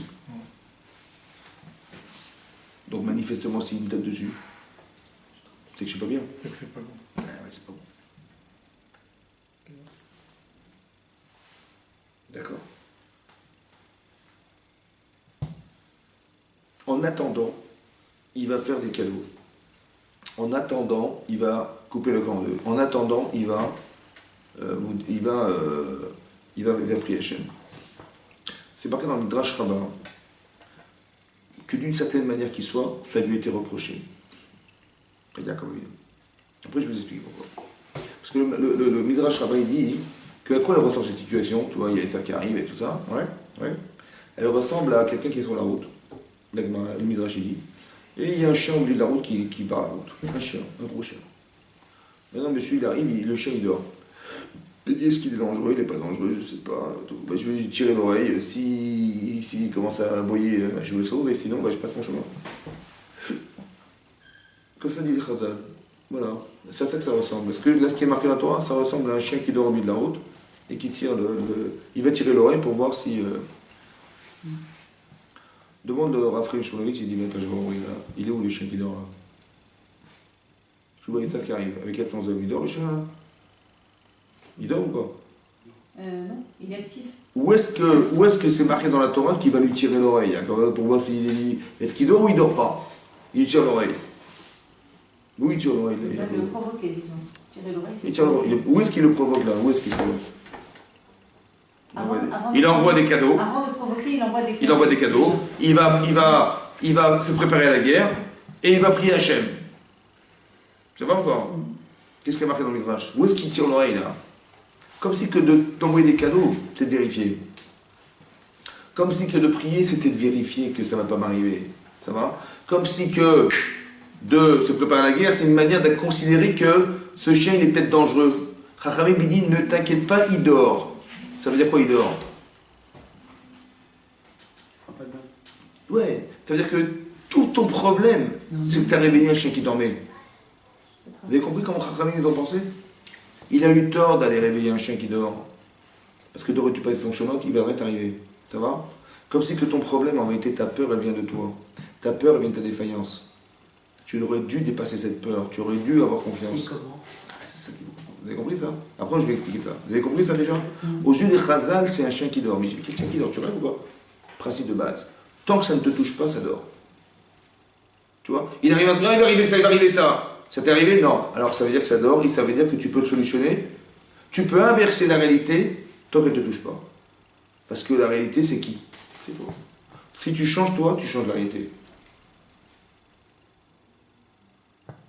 Comme un man. On a fait Teshuva, il s'est pendu tout seul. Tu dis, on a eu du pot quand même, franchement. C'est bien, il est bien sorti l'histoire. Il n'a rien sorti du tout. C'est toi qui l'as inversé. C'est toi qui l'as pendu. Tu sais pourquoi? Parce que la démarche que tu suis, elle te tue. Et celle qui te fait vivre, c'est celle que tu as décidé de vivre. Pas celle que tu avais pensé vivre. Celle que tu as décidé dorénavant. Tu dis, je regrette d'avoir été au festin de la Khashvé Rouge. Je regrette de m'être assimilé. Je regrette de tout ça. Et tu verras que l'agresseur, il va se prendre tout seul. Ah ouais, ça va être marqué dans les journaux, il a été attrapé, machin. Et tu crois que c'est les journaux, mais c'est pas les journaux, c'est toi. Vous avez compris? Tiens, on a eu du pot, la truc, elle s'est arrêtée. On sait pas d'où. Mais c'est toi qui l'as changé, oui. Parce que la réalité, ça n'est que le reflet de ce qu'Hachem t'envoie comme image. Mais ça dort, vous avez compris, ça dort. Il n'y a rien en vérité, c'est rien. Seulement si ça ne te touche pas. Si ça te touche, ça veut dire qu'Hachem, il a dit qu'il n'a pas compris, je vais lui envoyer. Ça va? Mais tant que ça n'est pas arrivé, ça dort. C'est ce que Raphaël dit, c'est un chien qui dort. La démarche, c'est pas d'attaquer le chien, c'est pas d'essayer de lui vérifier qu'il dort, c'est bête. Essaie de passer ton chemin, c'est-à-dire essaie de comprendre que c'est qu'un avertissement pour dire travaille sur toi et élimine ton problème. Quel problème? Un problème qui est fondamental puisque ça tue Yaakov. Mais qu'est-ce qui peut tuer un homme? C'est ça qu'il faut comprendre. Comme si Yaakov n'existait pas. Ça va? Yaakov, il a peur de quelque chose, on n'a pas compris quoi. Alors on continue.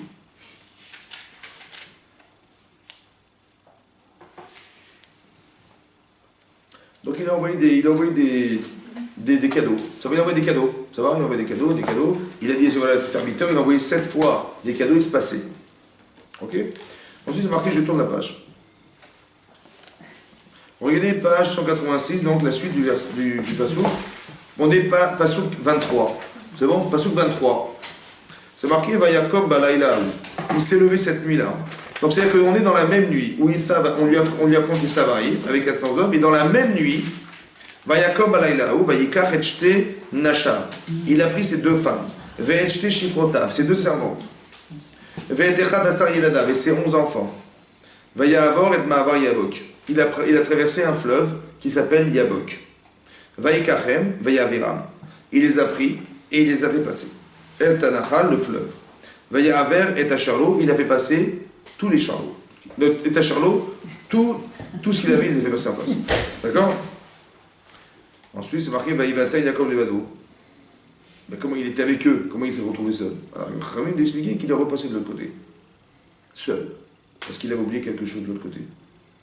Il s'est retrouvé seul.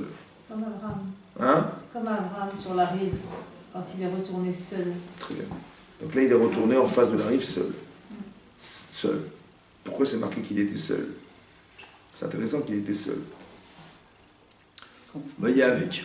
Il a lutté. Ishimu, un homme avec lui. Adalot Hashachar, jusqu'au lever du jour. Ça va? Quand on fait Teshuvah, C'est une lutte. est-ce qu'on n'est pas seul avec soi, face à soi-même? Bien sûr.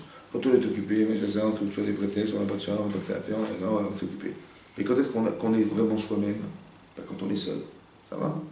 C'est important ça, de comprendre ça. Ben, Yaakov, il se retrouve seul. Est-ce que c'est bien d'être seul? Non. Non. Mais là, il s'est retrouvé seul. Ben, il va taire Yaakov Levado. Qui c'est qui est Levado? Qui c'est qui est seul? Yaakov. Il n'y a que Hachem qui est seul. Dans le contexte. Marqué.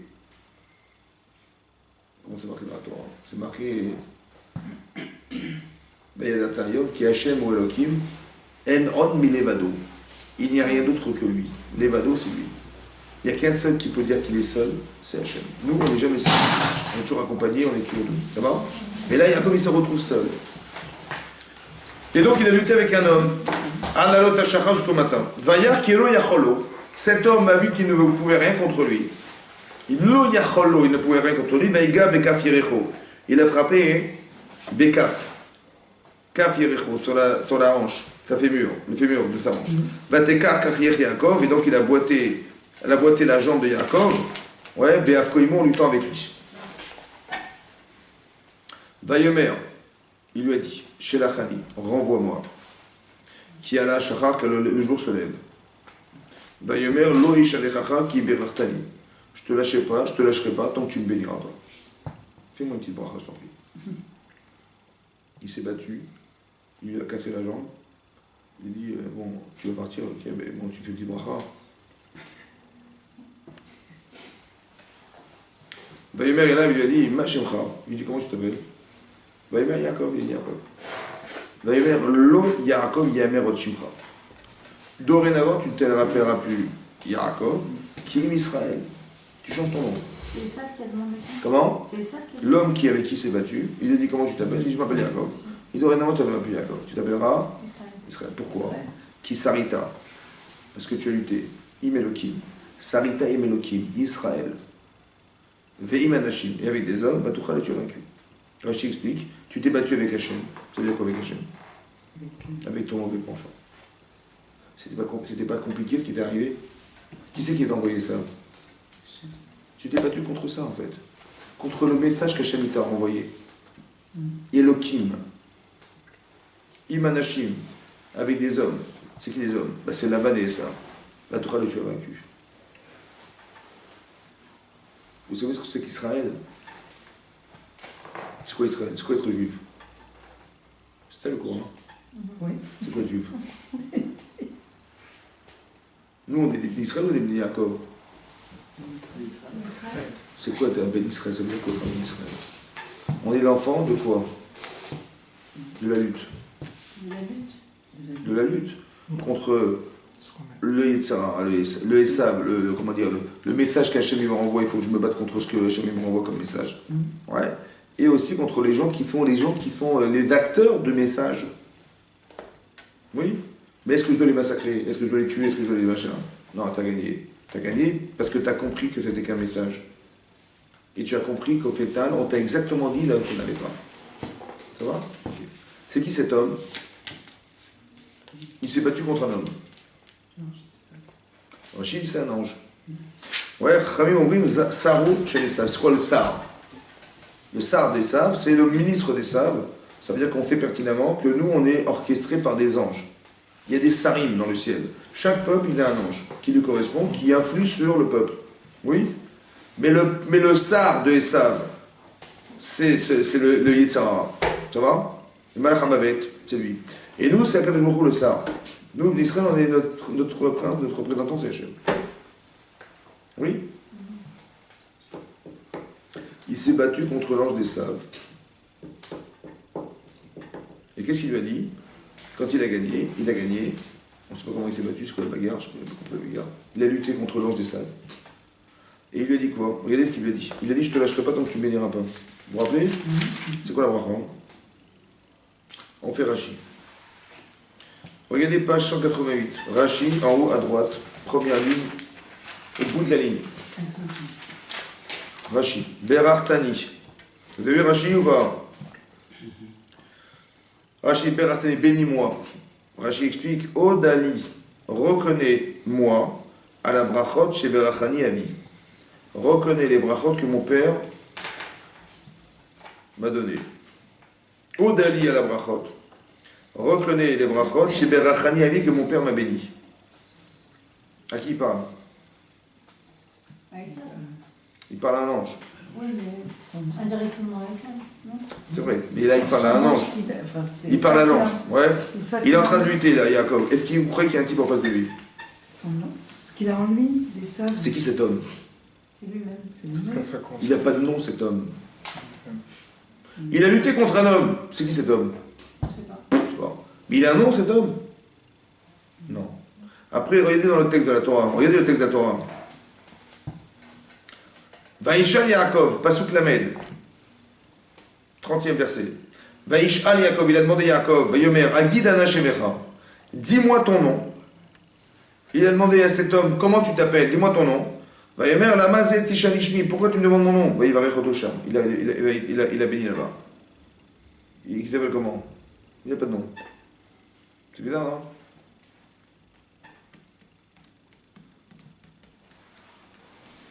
Il n'a pas été défini. Je n'ai pas de nom. Il ne s'est pas tué contre lui. Alors il s'appelle le Sar des Saves. Il dit, mais comment tu t'appelles? Ça va? Comme si que quoi? Ça n'a pas de nom, ça veut dire quoi ça n'a pas de nom? Contre son Yetzara. Comme s'il s'était battu contre son Yetzara. Il a un nom, Yetzara. Il a un nom ou pas? Ben, il a un nom. Pourquoi il n'a pas de nom? Parce qu'il n'a pas de définition. Hein? Parce qu'il n'a pas été défini, comme vous avez dit. Mais c'est qui? C'est quoi? De quoi on parle? C'est qui cet homme? Rachid dit que c'est un ange, l'ange de Esav. C'est l'homme, c'est Yaakov lui-même qui avait peur, et là il est devenu un autre Yaakov. Il est devenu Israël. En fait, c'est Israël qui se bat contre Yaakov. Peut-être. Oui, mais j'ai compris, mais C'est c'est qui cet homme? Comme vous dites. Attendez, il est marqué, il a lutté contre un homme. Donc il y a quelqu'un d'autre que lui. Oui ou non? Ben, je sais pas. Ben si, puisqu'il a lutté contre quelque chose, mais qui n'est pas défini, c'est bizarre, pas défini. Oui ou non? Qui n'est pas lui en fait. Comment? Et qui n'est pas lui a priori, parce qu'il c'est un homme. Il n'a pas de nom. Oui, c'est clair. Par exemple, quand vous avez un Yetzara qui vous agresse, ouais, ça arrive ou pas? Des fois, bon. Je me bats contre quoi? Contre eux? Mais d'où je sais que j'ai un problème, moi? Parce qu'il y a quelque chose qui n'est pas défini, qui n'a de sens que pour éveiller ce qui me pose problème. C'est ce qu'on définit, qu'on appelle le Sar des Saves. Il n'a qu'une seule fonction, lui. C'est d'éveiller quelque chose de mal en lui. C'est toute sa fonction. Ça va? Il a éveillé une carence. Il a éveillé quelque chose. Ici, c'est le Sar des Saves. C'est le Sar des Saves. Ça veut dire que comme si que dans Yaakov, il y avait quelque chose qui avait un rapport avec Esav. Ça va? Maintenant, écoute, je vous pose une question. Quand il a dit à cet ange, reconnais les brachot qui me reviennent. Reconnais les brachot qui me reviennent. C'est pas le fait, oui, le fait qu'il ait pris les brachot de son frère. Oui, c'est sûr. Mais il a dit, c'est quoi la bagarre? Il faut que je gagne et que tu reconnaisses mes brachot que mon père m'a donné. Ça va? Comme si que quoi? Si c'était ça. Comme si que quoi? Que ça veut dire quoi reconnaître? C'est-à-dire, Attends, je crois à toi, tu les reconnais pas. T'as besoin de quelqu'un pour les reconnaître? Oui? Oui, non. Mais non, si toi t'as reçu les brachot, tu sais ce que t'as reçu, t'as pas besoin qu'on te confirme ce que t'as reçu, non? Oui, mais si. Donc si tu poses la question et tu dis mais reconnais, à qui tu parles? À qui tu parles? Esav. À Esav. Mais à quel Esav tu parles? Ça tient en lui. Il y a combien d'Esav? Deux. Il y a le Esav Racha et il y a le Esav que Jacob il a pris charge d'être. Oui ou non? À qui il s'adresse là maintenant? À lui-même. Hein? À lui-même. Au faux ou au vrai? Au faux. Au faux. C'est-à-dire que. Peut-être, écoutez-moi bien, Yaakov, peut-être prend que la Jacob il a responsabilité peur. des deux. Écoutez-moi bien maintenant. Peut-être Jacob il est comme ça. J'ai des biens ou pas? Il a des biens, des biens. Il est très riche. Oui, C'est le produit de quoi ça? les brachot de son frère. C'est faux puisqu'il a dit on m'a tout enlevé au Oui, Lamaba. d'accord, voilà. Donc c'est le produit de la tzidkout ou de la richout? De Racha ou de Tzadik? Ce que je vois là, Rachat. Racha, est-ce que je suis pas en train de devenir le Esav Racha?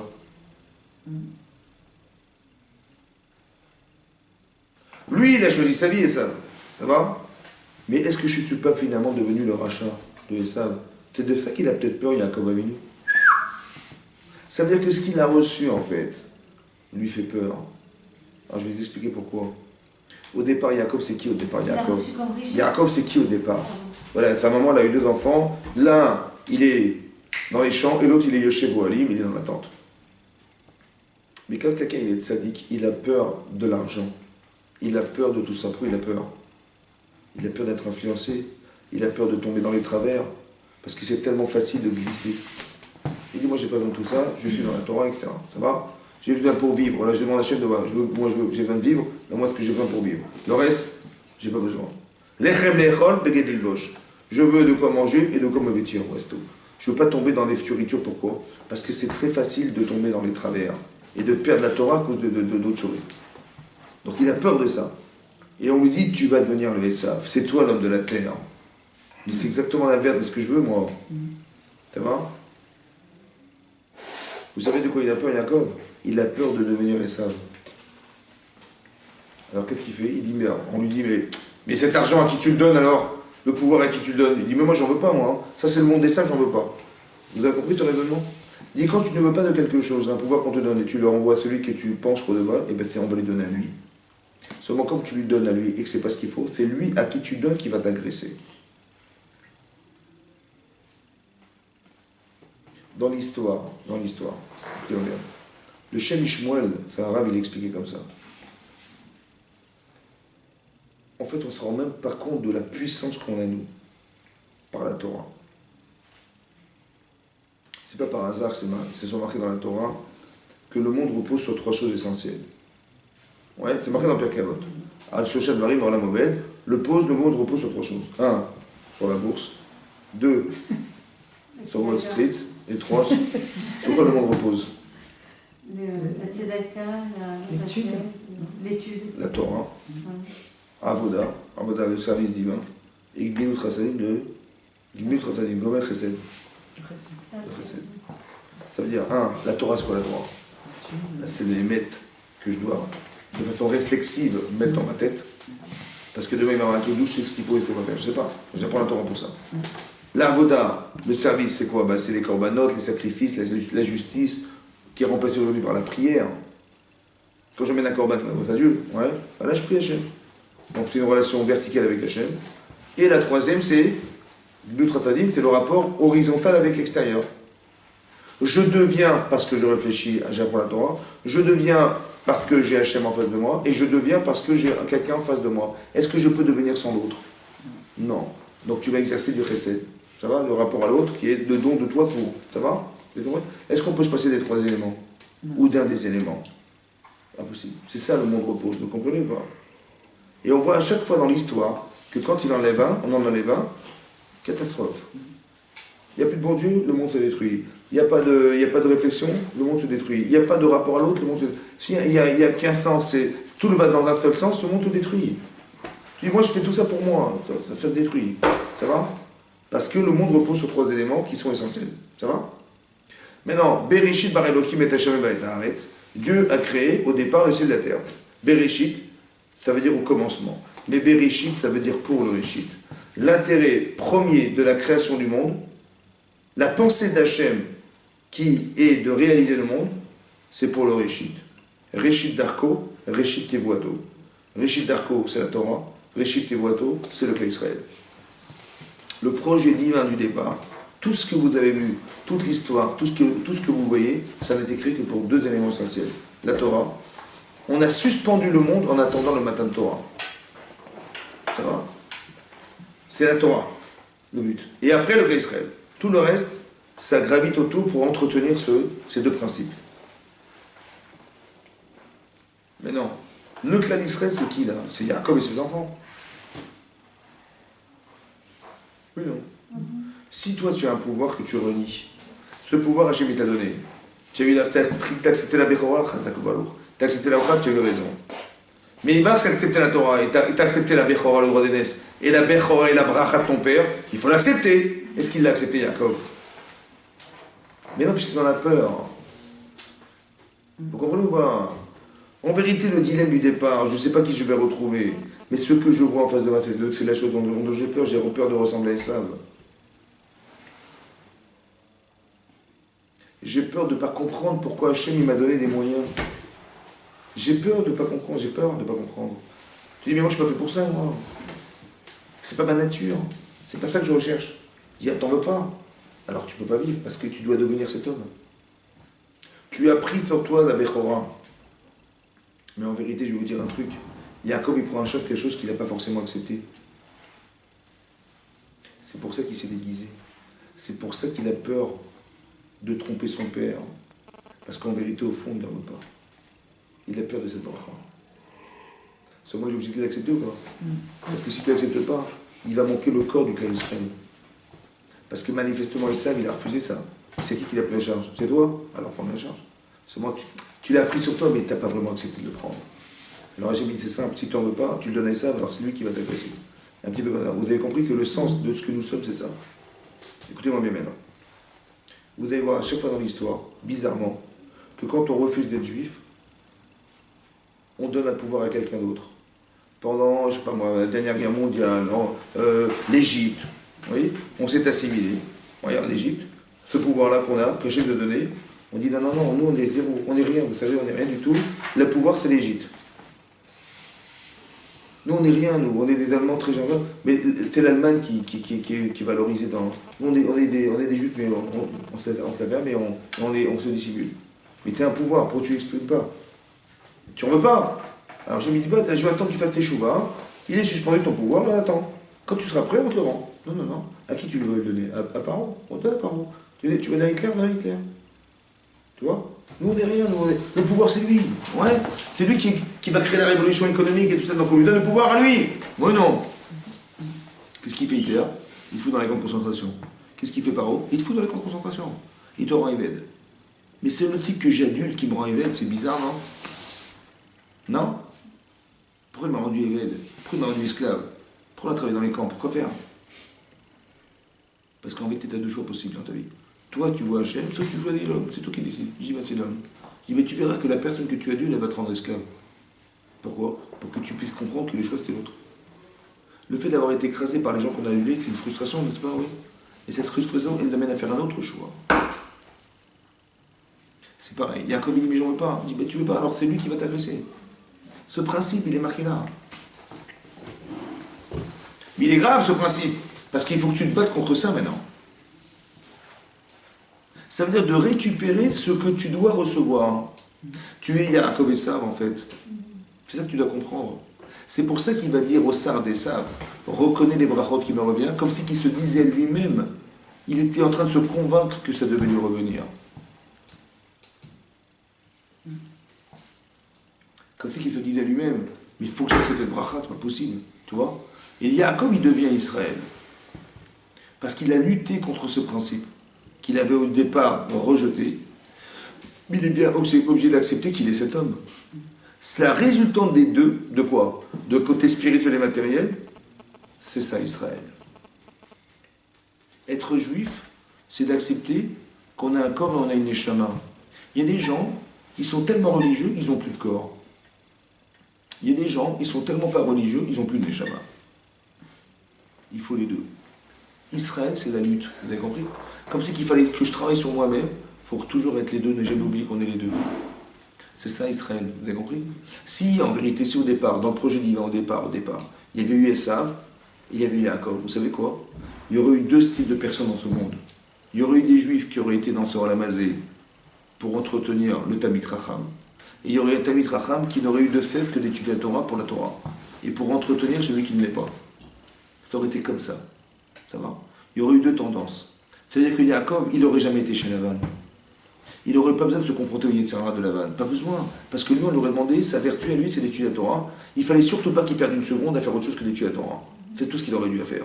Et l'autre, il aurait dû faire que mon seule préoccupation, c'est d'entretenir le monde pour que la Torah puisse exister. Et l'autre, tout son objectif, c'est d'être un grand Talmid Chacham pour aider les gens à pouvoir se solutionner quand ça ne va pas. C'est tout. Mais non, comme Esav, il n'a pas pris à charge, et que c'est Yaakov qui a pris à charge, donc Yaakov, il est devenu les deux. C'est-à-dire qu'aujourd'hui, on a deux fonctions.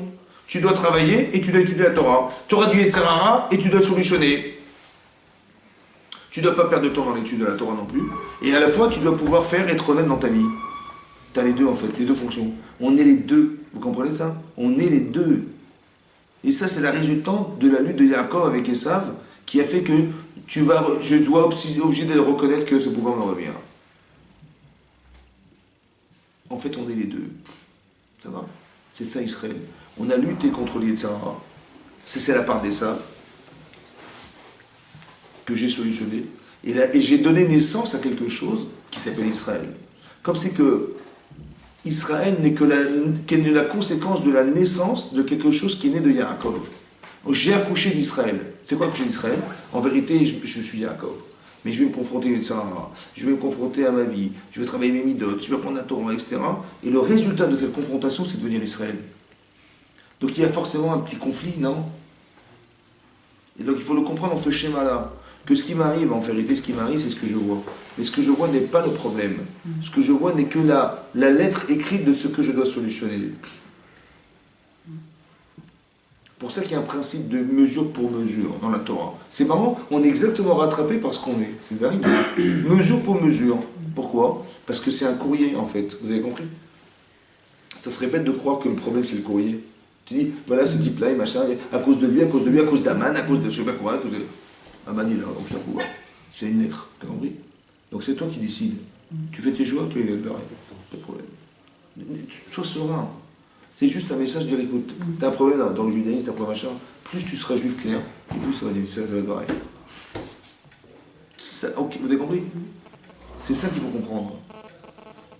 C'est ça Israël, c'est ça être juif. Être juif, ouais, c'est d'être capable de comprendre que je suis confronté par une réalité qui en vérité m'agresse indirectement, mais qui est le simple message de ce que je suis intérieurement. Et quand je l'ai compris foncièrement, parce que dans le cas de Yaakov par exemple, c'est qu'il a peur d'être Esav, il a peur d'être cet homme, en fait le type qui va dans la matière, et lui il a peur de cette personne, ouais. Il a peur de la femme qui va avec, pour ça qu'il ne voulait pas épouser Léa. Il ne veut pas être il veut pas épouser la femme du pouvoir, il n'en veut pas de cette femme du pouvoir. Il ne veut pas de cette femme. Tu vois? Parce qu'il a peur de ça, vous avez compris? Hachem il dit, mais tu es obligé d'accepter, donc il va l'accepter par ruse. Et Hachem il va le ruser aussi, il confie qu'il l'obligeait à accepter cette idée-là, vous comprenez ce que ça veut dire? Il faut que tu deviennes les deux hommes. Que tu saches débrouiller dans le vasé, et tu saches débrouiller dans ta Torah, c'est comme ça.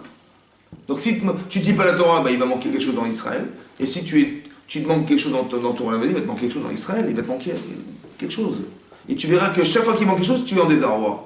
Si un type il manque la Torah, il va dire, il va douter de certaines. Et s'il n'a pas quelque chose qui l'entretient financièrement, il va aussi douter. Il faut les deux, c'est ça la shlemut, vous avez compris? Parce qu'on est les deux, c'est ça Israël. C'est la conjonction de deux êtres qui sont Esav et Yaakov. Et c'est ça la lutte. Et c'est ça le sar d'Esav. En fait, il a lutté contre quelqu'un qui ne l'acceptait pas. Qui est la partie d'Esav positive qui, lui pose problème. Hachem dit, si tu ne l'acceptes pas, tu meurs. Parce qu'il faut que tu deviennes Israël. Il faut que naisse de toi quelque chose. C'est ça le pshat que la faute tue. Vous avez compris? C'est quoi la faute qui tue? C'est que quand on n'a pas réussi à solutionner, la personne qui l'a vu, elle n'est pas là. Donc tant que tu n'as pas débarrassé de ça, il faut que tu n'arrives pas, mais que tu saches mettre le doigt exactement sur ça et que tu sois modé, que tu acceptes et que tu travailles dessus. Et quand tu travailles, tu vas dépasser cette personne, tu vas donner naissance à quelqu'un d'autre. Regardez la somme d'expériences de nos vies. Ouais. Est-ce que vous vous ressemblez à quelqu'un qui était un jour, il y a 10 ans, en arrière? Mais qu'est-ce qui a changé en fait? C'est la confrontation. Qu'est-ce qui a fait de vous d'être différencié? Tu dis, Sarah la pauvre, ah, t'as vu toutes les expériences qu'elle a eues, négatives et tout, la pauvre, elle tombe pas enceinte, elle arrive à tomber enceinte. Mais cette femme, elle a vécu quelque chose qui paraît un drame, mais d'un côté, elle serait jamais devenue Sarah sans ça. La femme qui est tellement accrochée au bon Dieu comme ça, c'est des preuves qui ont fait ça. Oui, non. Donc elle s'est confrontée, elle n'a pas perdu espoir, elle s'est battue, etc. Mais en fait, elle s'est battue contre quelque chose qui devait l'amener à devenir une femme exceptionnelle. C'est ça la lutte, vous avez compris pas? Donc quand on sait le résultat que ça amène, mais purée, c'est une cifre fantastique ça. C'est ça Israël, vous avez compris? Que Israël, c'est la conséquence d'une lutte. En vérité, la personne à atteindre, c'est la personne qui doit lutter contre quelque chose. Et s'il n'y a pas de problème au départ, si par exemple quelqu'un, il n'a pas d'Yetzirara, ça veut dire qu'il a un problème. Parce qu'il faut aboutir à quelque chose. Ça n'existe pas l'homme parfait. Quand quelqu'un se braque, il dit non, je n'accepte aucune reproche, aucun machin. Il s'auto-détruit en fait, vous comprenez ce que ça veut dire? Parce qu'on est forcément là pour quelque chose. Et bien cette lutte-là, la confrontation, l'adaptation, c'est forcément que tu dois t'adapter à quelque chose d'autre qui s'appelle toi. La personne à découvrir, qui est question toi, c'est Israël. Mais tu ne la connais pas cette personne. Il dit comment tu t'appelles? Tu t'appelleras dorénavant Israël. La personne Israël, c'est la personne à découvrir. Pour l'instant, je suis d'accord. Mais il m'arrive un truc, je me bats et je réussis à faire naître quelqu'un d'autre. Vous avez compris? C'est ça en fait. Comme c'est qu'Israël, c'est le produit de la mitzvah. Moi j'ai pensé, vous savez ce que j'ai pensé un jour? On dit d'un enfant qu'il est bar mitzvah. Oui, non. C'est quoi un bar mitzvah? Bar mitzvah, c'est quoi bar mitzvah? Est-ce qu'il est fils de la mitzvah? Ou il est fils de son père? Hein?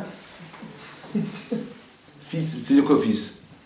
Ça veut dire fils, ça veut dire concerné par. On dit fils. Et attends, il y a des mots en hébreu pour dire concerné par les mitzvot. On dit par mitzvot, c'est-à-dire dorénavant, il fait partie du cadre des gens qui font des mitzvot. Oui, non?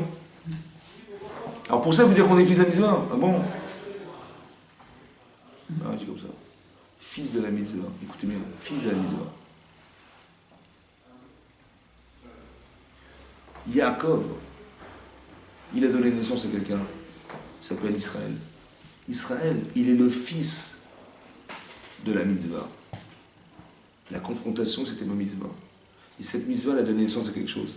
Et le quelque chose, c'est ce qui est né de moi. J'ai accouché d'Israël. Je me suis battu. Est-ce que j'ai changé? Oui. Est-ce que celui qui est né après la lutte, il est le même que celui d'avant? Eh bien, vous savez quoi? J'ai fait naître en moi quelque chose. Je suis le fils, dorénavant, de la mitzvah que j'ai faite. Donc on souhaite à un bar mitzvah d'être le fils de la mitzvah toute sa vie. Qu'il va découvrir au fur et à mesure de son existence, qu'il va se casser la tête dans l'étude, il va se casser la tête pour être honnête, il va se casser la tête pour pas s'énerver, il va se casser la tête pour être confronté à des situations qui vont... C'est compliqué. Comme Avinou, il est confronté à un désamour incroyable de sa femme parce qu'elle a donné ses bénéfices à sa sœur. Vous imaginez un peu l'effroi que c'est ça, la trahison émotionnelle que c'est ça. Il en faut des midotes pour accepter ça. Oui, non. Il a fait des midotes pour rester lucide. Mais cette confrontation, elle lui permet d'être Yaakov, et qui va devenir Israël, vous comprenez ou pas? Est-ce que tu clashes ou tu es fort et tu... Mais comme je dis, c'est une confrontation qui est énorme. Mais si je dis non, je reste serein, je suis devenu l'homme.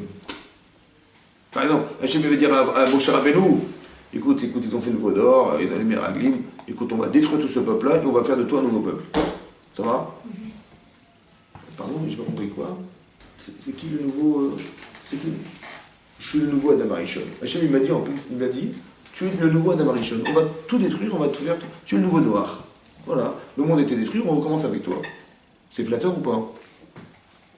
C'est flatteur ou pas? Oui. Est-ce que vous vous rendez compte de ce que ça veut dire? C'est-à-dire que toutes les mitzvot qui vont être faites dorénavant, elles me reviennent. Tout le monde entier. C'est flatteur ou pas? Qu'est-ce qu'il a dit, Moshe? Tu fais ça, tu m'effaces de ton nom. Tu m'effaces mon nom de la Torah. Pourquoi j'ai bien fait ça? Pourquoi j'ai bien fait ça? Pourquoi il lui a dit ça? Puisque de toute façon, il va refuser. Vous savez ou pas? Pourquoi il a provoqué? Parce que celui qui l'entend et c'est lui qui répond n'est pas le même homme. Celui qui dit, mais tu fais ça, mais tu m'effaces. Ça veut dire que je sais que je suis capable d'aimer Hachem et de mettre le clan Israël, au point que, tu vois, mon nom, tu l'enlèves. Tu m'enlèves mon nom de la Torah. J'ai pas besoin je ne suis pas concerné par ce que tu me racontes. Ça veut dire que je suis devenu l'homme qui est capable de faire abstraction de soi pour quelqu'un. C'est ça qu'Hachem il a essayé de faire avec moi. Ça va? Vous avez compris ce que ça veut dire? Hachem, il est provocateur de situations qui vont me changer. Parce que le Moshe Rabbeinu qui entend le message et celui qui répond, et si tu fais ça, tu m'effaces de ton livre, c'est pas le même homme. C'est ça qu'Hachem il a provoqué chez lui. Quand Hachem il dit à Avraham Avinu, bon, je vais détruire la ville de Sodome, je vais quand même pas le cacher, bon, bah, allô, Avraham, ouais, je vais détruire Sodome. Ah, comment ça, tu vas détruire Sodome? Pas du tout, il y a peut-être 50 sadikim, Est-ce que l'Avraham qui a prié, c'est le même Avraham qui a entendu l'information? Mais pas du tout. Donc c'est la provocation à un développement de soi. On veut faire naître de toi quelqu'un d'autre. Est-ce que vous comprenez? C'est ça être juif. C'est ça qu'il faut comprendre dans la vie. Tout ce qui t'arrive n'a de sens que pour arriver à transformer ta personne. C'est ça Israël. C'est ça Israël. La confrontation entre Lavan, Esav et le Yitzhara. T'as un environnement et t'as un Yetzer. C'est ça. Qu'est-ce que tu fais avec? Ben, c'est toi qui te débrouilles. Il faut que tu fasses naître quelqu'un d'autre de ça. Pas que tu t'enfonces avec, que tu fasses naître quelqu'un d'autre. Donc la confrontation, normalement, la lutte, elle va permettre de faire naître en toi les émotions, la compréhension, etc. Ça doit faire naître quelque chose, obligatoirement. Ça va? S'il n'y a pas de confrontation, tu n'as pas de question de ta vie, tu n'as rien du tout. Mais tu as un problème. Tu as un problème de midote, ben, tu vas le voir. Dans ta relation de couple, avec tes enfants, avec tes machins. Tu vois que des fois, il y a un problème qui se crée. Alors comment tu solutionnes? Ben, tu vois que ça a été provoqué pour que tu transformes ta personne, que tu deviennes quelqu'un d'autre, un autre père, un autre mari, un autre chef d'entreprise, un autre machin. Il faut que ça se bonifie, ça. Et c'est que dans la confrontation que j'arrive. Mais Minashamaïm, c'est ça que c'est incroyable, c'est que ce qui m'arrive est proportionnel à ce que j'ai besoin. Yaakov, il a besoin de se confronter avec ça, il est obligé, parce qu'il le refuse. Donc il va arriver, tu as compris? Il dit, je ne sais pas qui je vais retrouver, tiens, et ça, vous il arrive, et ça, il arrive. C'est de la provocation. Vous avez compris? Juste pour que tu travailles dessus et que tu le solutionnes. Et tu verras après que tu seras soulagé. Et c'est ce qui se passe. Après, ils savent qu'est-ce qu'il va faire, ils savent. Qu'est-ce qu'il va faire, ils savent. Regardez ce qui est marqué dans la Torah. Hein? Regardez ce qui est marqué.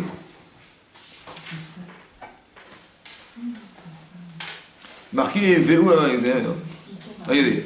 Il y a marqué que, regardez, Passouk, on est dans le 33e verset, 3 chapitres, pardon.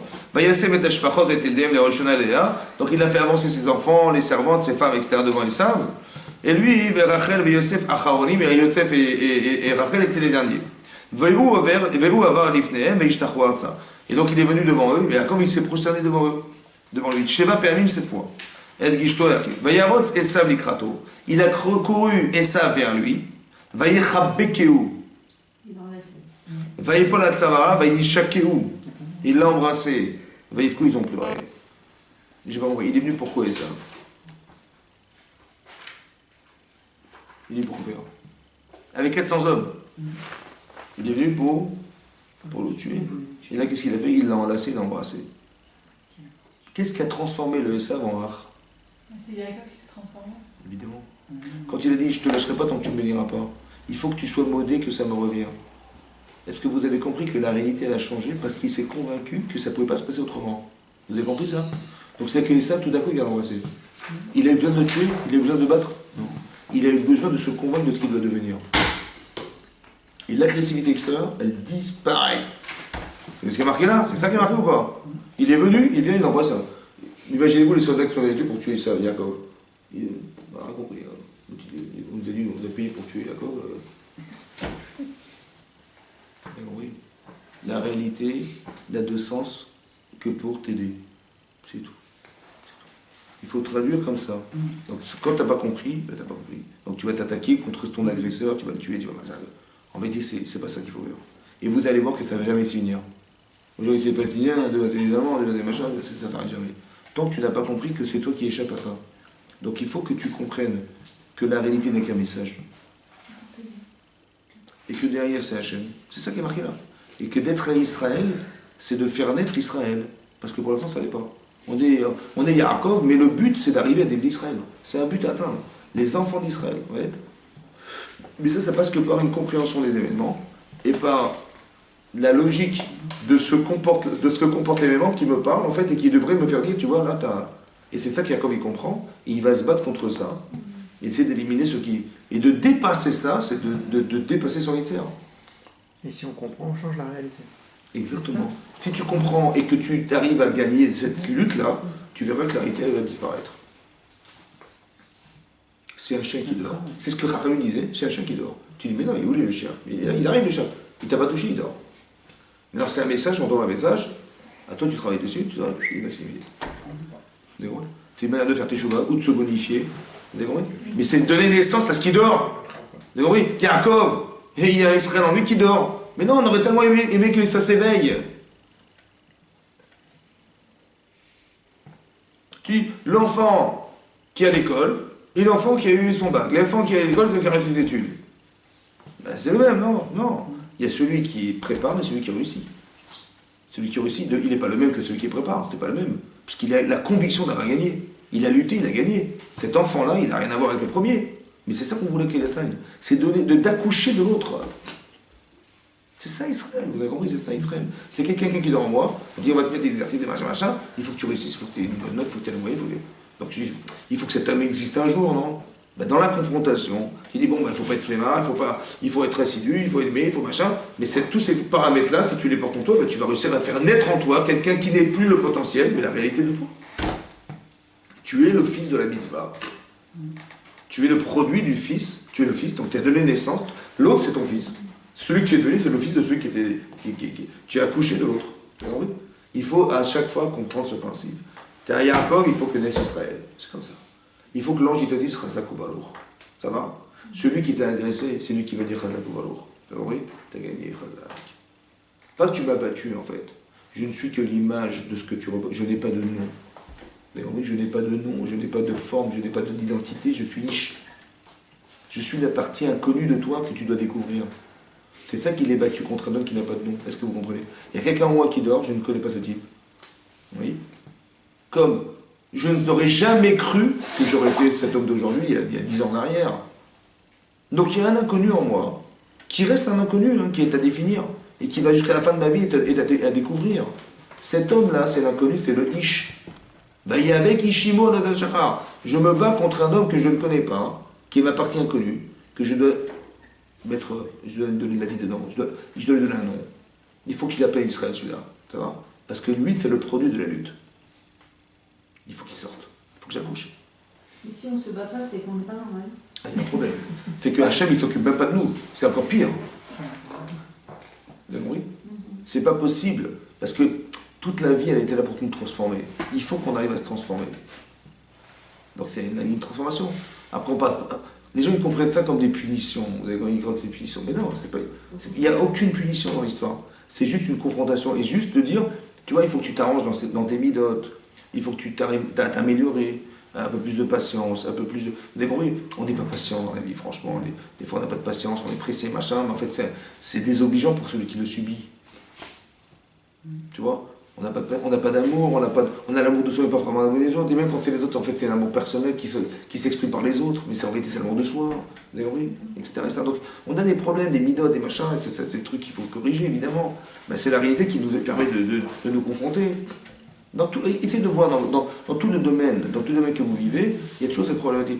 Il m'arrive un truc, il faut que je prie Hachem. Mais d'où je sais? Parce qu'il m'arrive un truc, il m'arrive quelque chose, il faut que je m'en sorte, il y a quelqu'un qui peut m'aider, etc. Vous avez compris? Et bien cette capacité-là, ça a été créé, la divinité elle est créée que pour, tiens, voilà, t'as un lien avec le bon Dieu, que tu n'as jamais vu autrement. Alors est-ce que c'est mal vu ou c'est bien vu? Mais c'est vous qui décidez. Ou le type, mais c'est rien dit, t'as vu ce qui t'arrive? Je dis non, merci que ça m'est arrivé, parce que c'était le seul moyen de me raccrocher au bon Dieu. À quel moment c'est ça?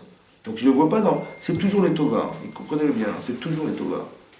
Parce que le résultat, c'est tov. Ne regarde pas ce que tu vis. Regarde ce que tu deviens, c'est ce que tu deviens qui est tov. Ça passe par ça, mais c'est comme ça. Est-ce qu'on a les choses quand on a les choses facilement, c'est pas gratifiant. Mais quand on s'est battu et encore battu pour l'avoir, on dit ah j'ai gagné quelque chose. Voilà, on est des sportifs. On est des sportifs. Si je suis le meilleur de la classe et je cavale et j'arrive à le premier, ben, de toute façon contre qui tu as couru contre qui. Mais contre les meilleurs, tu vois. Ah ouais, déjà c'est plus dur, tu vois. Mais quand tu as gagné, mais c'est valorisant. Donc il faut être fier de ce qu'on devient. C'est ça la lutte, vous avez compris? Mais s'il n'y a pas de lutte, il n'y a pas de devenir. Il faut qu'on arrive à faire naître cette personne, c'est ça. Razak ou Valour, messieurs, dames.